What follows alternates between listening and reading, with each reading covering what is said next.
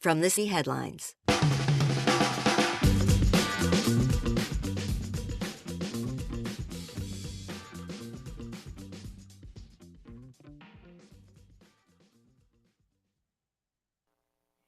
Dutch police pull a fast one on deadbolt. Gen Z and millennials less serious about cybersecurity, and internet connectivity threatened by severed undersea cables. These are some of the stories that my colleagues and I have been bringing to you on this week's cybersecurity headlines. And now we get a chance for some insight, opinion, and definitely some expertise on these stories and more from our guest, Lee Parrish, the CISO at Newell Brands. Lee, thanks so much for being here. Oh, not at all. It's a pleasure to be here. Thank you. All right, before we move on, we have to, of course, thank our sponsor, SafeBase, the Smart Trust Center.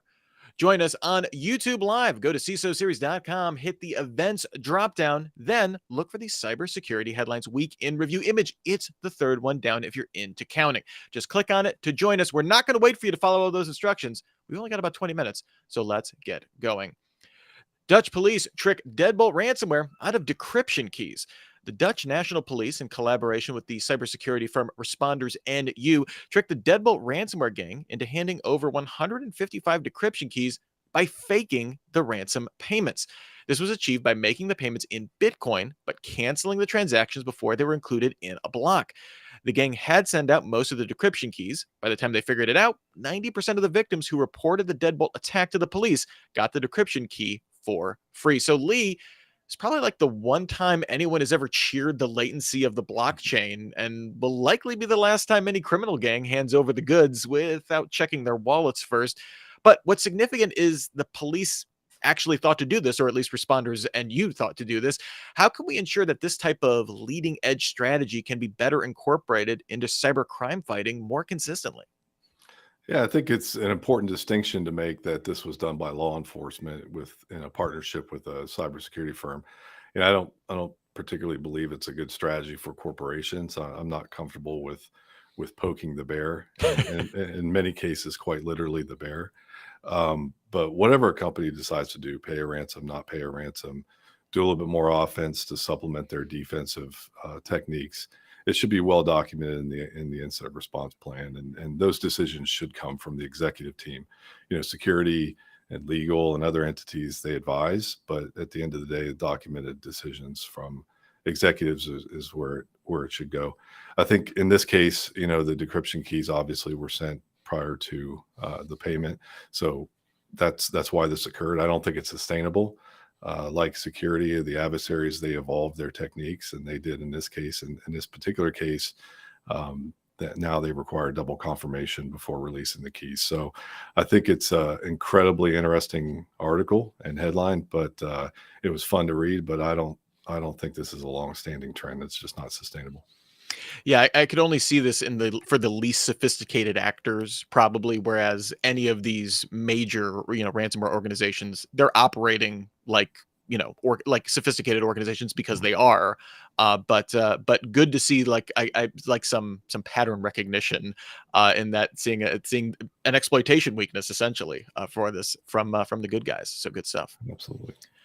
All right, next up here, Gen Z and millennials less serious about cybersecurity on work-issued devices. This comes from a new report from Ernst & Young, and it revealed that while most U.S. employees understand their employer's cybersecurity protocols, over 80%, Gen Z and millennial workers are the least likely to prioritize or adhere to them. Roughly half of Gen Z and a third of millennial employees surveyed admit to taking cybersecurity protection on their personal devices more seriously than on their work devices, and are also more likely than older generations to use the same password for professional and personal accounts. Lee, given that this younger demographic represents a growing sector of the work population, is it time to consider new approaches to teaching and enforcing cybersecurity? Absolutely. I believe there's substance to the concerns that were raised in the survey. But remember that it's just a sampling of 1,000 employees out of 29 million that make up the Fortune 500 globally. This was focused on American employees. I'd be interested to understand the results from EMEA and APAC as well. But in the end, surveys like this are a data point, and it's worth a discussion on how we address security awareness and training for our employees. And security is personal, and we have to treat it as such. And so, if there's an incident that occurs, like an uptick in violent crime halfway around the world, we're certainly sympathetic to those people, and we hope that the crime is reduced. But if that same increase happens in our own neighborhood, we become much more aware and much more focused on it. So I think that we need to make security training a little bit more personable for the person across all characteristics, demographics, job roles, industries, companies. So the EY article outlined a challenge. I think it's worth talking about, and also the article gave some good basic guidance on security awareness. So it's definitely worth a good read. Do you think this is the result of this typical of every young person ever, right? It can't happen to me. I'm invulnerable. So it's not, something bad is not going to happen to me just from lack of experience. Or do you think these are people that are, theoretically raised more quote unquote digitally native, and feel like they understand risk perhaps better than an older generation? Yeah, I think it couldn't happen to me, or it probably won't happen to me, spans all generations. I think in any interview you see with somebody who goes through a hard difficulty, that's the first thing they say. You think that it never could happen to you, but it does. And Mhm. so I think that's natural for everyone. I think, I whenever I first started thinking about this years ago, I thought the opposite. I thought, well, because these folks are post 9/11 and are raised on digital experiences, the cybersecurity aspects would be greater for them. So yeah, I think it's something to look at. It's something to talk about. But again, it's just making security training as personable and targeted for the individual. All right, next up here, European police arrest suspected car hackers. European police have arrested 31 suspects for their alleged participation in a sophisticated plot to steal connected vehicles. Car thieves targeted two unnamed French car manufacturers. I think we might be able to figure that out, using a tool marketed as an automotive diagnostic solution to replace legitimate software loaded onto vehicles. This software enabled them to open the doors and start the ignition without needing to use the key fob. Evidence suggests that the hacking tool in question was being sold to third parties online. Authorities arrested not only some of the suspected car thieves, but also the suspected malware developers and resellers. So we have automotive diagnostics software, obviously the digital version of a valet key, I guess, when it comes to cars. This appears to put manufacturers on, dare I say, the car horns of a dilemma. The convenience of a diagnostic software versus allowing individual car owners to secure their own vehicles, as it were. Lee, I'm curious what are your thoughts about this. Yeah, it's an interesting example again, yet another one of unintended uses for malicious purposes. I think I got a lot of good stuff from the article. The good news is that 31 arrests were made. That's good news. I also like the participation and the collaboration among the different law enforcement groups in France, Spain, and Latvia, along with like Europol and Eurojust. More good news was the arrest was not only the car thieves, but also the suspected developers of the malware and some of the resellers. The bad news is there is evidence that the malware was being sold to third parties. So I will probably be hearing more about this, but the threat to vehicle safety is certainly widely talked about and has been. But this is a clear example of how it actually takes shape. And so our industry will be hearing more about incidents like this going forward. Yeah, definitely. And this is such an emerging space, right? Like we're like less than 10 years into, a properly connected car. Not to say that, these are huge capital investments and stuff like that, but uh, these are the things that need to come to light to make the security better. So hopefully, before those third parties can get too much on, we can see two anonymous French car makers and the industry start to catch up. Absolutely. All right, next here, Taiwan touts $900 million in new business from Silicon Valley meetings. Taiwan's economy minister Wang Meihua met with top executives from NVIDIA, Cisco, Applied Materials, and Synopsys, adding that she got great interest from them. The visits are expected to bring back U.S. research and development investment and orders in Taiwan worth more than $900 million. Although the island's position as a producer has prompted worries in the United States that it's too reliant on Taiwan, especially as China ramps up military drills to assert its sovereignty claims. Lee, Taiwan Obviously, in a tenuous position right now. Clearly, a mutually beneficial trade deal gives them, as well as the U.S. Supply chain, some good news. But this is happening at a kind of a tricky time. We have the Biden administration seeking to bring more tech sector manufacturing back to the U.S. as part of every country kind of shore up their domestic supply chain. So, can you help us sort out these seemingly opposed activities? Yeah, I think, the story speaks to great interest and expectations, but I didn't see in my reading any kind of firm investments. But regardless, the market is going to ultimately decide what businesses are successful and which are not. I do find the geopolitical implications very interesting, specifically the U.S. concerns over reliance on Taiwan or any country for that matter. We've seen this in cybersecurity markets as well. So there's been a perennial issue with companies and their origin, their geographic origin. Popular example might be an antivirus company from a specific country. Um, I think that seeking tech manufacturing more in the U.S. is obviously a goal and something that would be beneficial, but doing so doesn't eliminate any of the security considerations. I think country of origin is just one attribute for considering a purchase. Just like price or security or quality of service, it's just one attribute of it. But in the end, the markets will decide which companies are successful and which are not. But I do find the geopolitical implications fascinating. All right. Well, before we move on, let's spend a few moments with today's sponsor, SafeBase. Security questionnaires are a pain, and sharing sensitive documents takes too much back and forth. As a result, security can be wrongly viewed as a roadblock rather than a sales enabler. That's where SafeBase comes in. Their Smart Trust Center makes it easy to showcase a security program, share sensitive documents, and streamline security reviews. It's the missing piece of your security and sales workflow, and the only security tool that gives you time back. Find out more at safebase.com. Internet connectivity worldwide impacted by severed EU undersea cables. A major internet subsea fiber cable in the south of France was severed this week, causing connectivity problems across Europe, Asia, and the United States. Repair crews moved quickly on the scene, but had to wait for police to collect evidence before they were allowed to work on restoring the damage. And Zscaler did confirm that this was an act of vandalism, not the result of a deep sea trawler. So, Lee, although the global internet has thousands of cables and a great deal of redundancy, this attack has similarities to the Nord Stream gas pipeline sabotage of a few weeks back and does result in blackouts in some areas, but in slowdowns across a wider swath. How concerned are you that this is part of our infrastructure appears to be so vulnerable to vandalism? Yeah, it is a concern, and I'm certainly no expert in subsea infrastructure, but it's something I'll be reading up a lot more on. For me, the big takeaway on this headline was the confusion during the incident. So we have many conflicting reports, even today. Some entities report that it's an act of sabotage. Some say it was vandalism. Others say that there's fishing vessels or trawlers that were involved, and some reports say that there's no evidence of sabotage at all. And there's even some reports that say that one of the incidents was a land cable in France and not necessarily a subsea cable, but it did impact the subsea cable, but it was actually on land. So all this confusion is natural during an incident.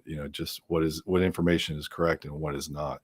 The other interesting thing for me that I took away from this is the interaction between the repair crews and the police.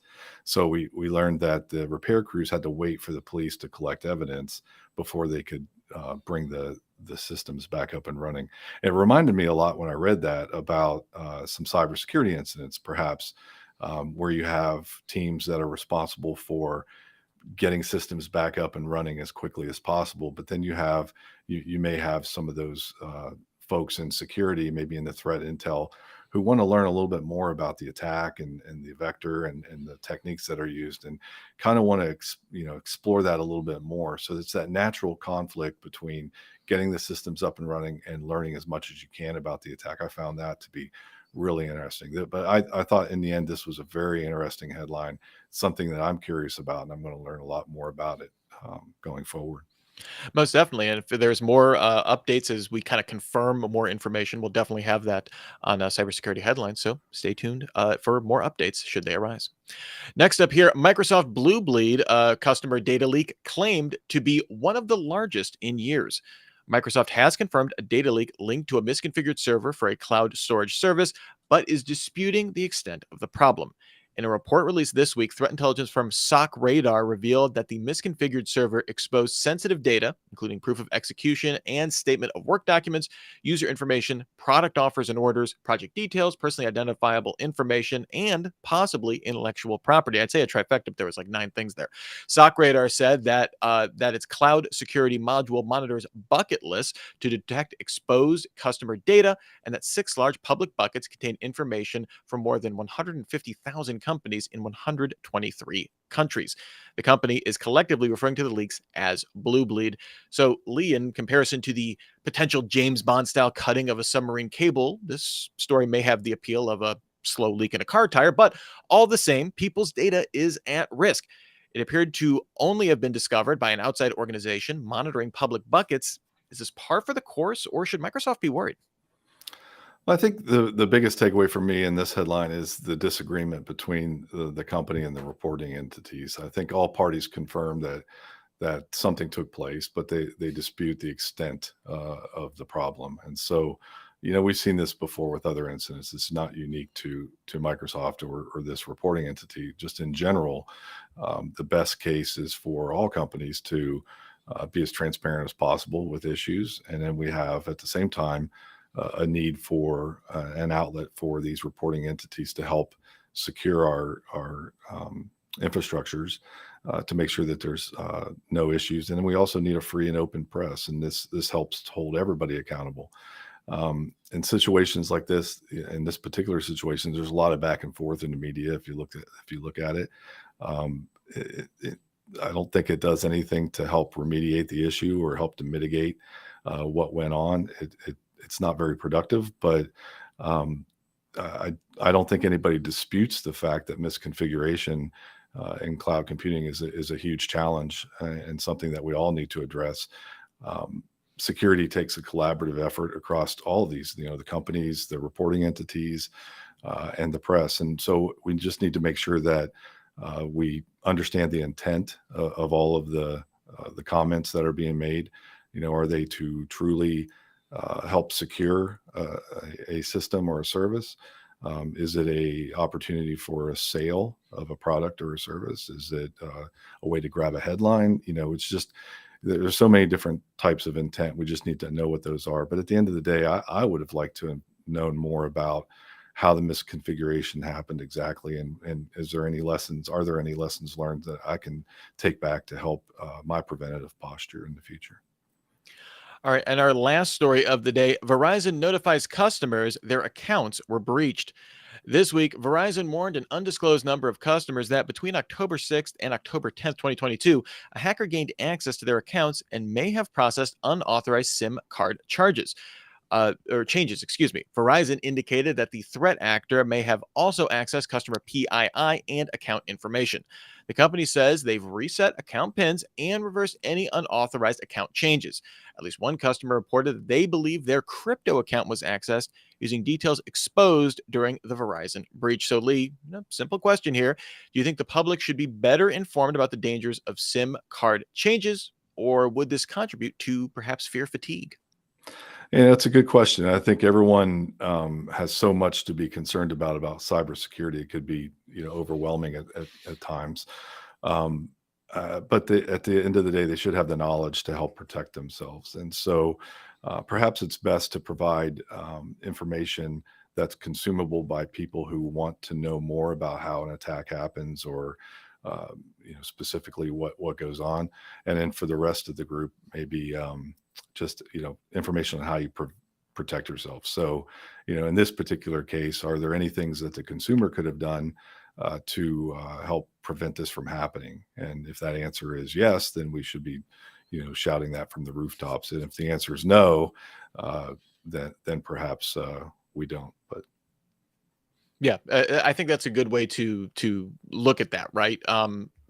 I feel like fear fatigue, yes, that's a separate issue, but like if this provides actionable ways for people to increase, their own personal security, or for small to large organizations, I definitely think that's kind of the right lens to look through. Should this be out there? Should we be telling people about this? So, excellent stuff, Lee. Before we get you out of here, any story that was a thumbs up or an eye roller for you, something you reacted strongly to? I really like the Dutch police doing the ransomware, you know, trick there. That was fun to read. Yeah, that was definitely some creative thinking from both the security firm and the Dutch police, kind of working together and finding where ransomware organizations have a crack, which is super cool. Well, thank you so much, Lee Parrish, the CISO at Newell Brands. Where can people find you if they want to find you online? And are you hiring? Yeah, I can be found on LinkedIn. I'm also on Twitter. But yes, we are hiring in our security organization. We have a few roles that are out there now. So check them Excellent. out.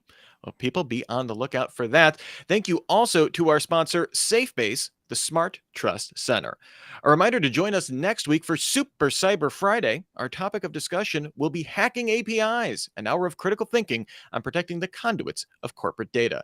That'll be followed by the Week in Review show. And in the meantime, you can still get your daily news fix through cybersecurity headlines. Give us 6 minutes and we'll get you all caught up every single day.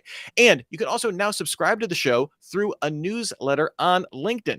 There you can read and or hear the show. So however you want to consume it, it's available. Just go to the CISO Series page on LinkedIn to subscribe. Until next week, I'm Rich Stroffolino, reminding you to have a super sparkly day.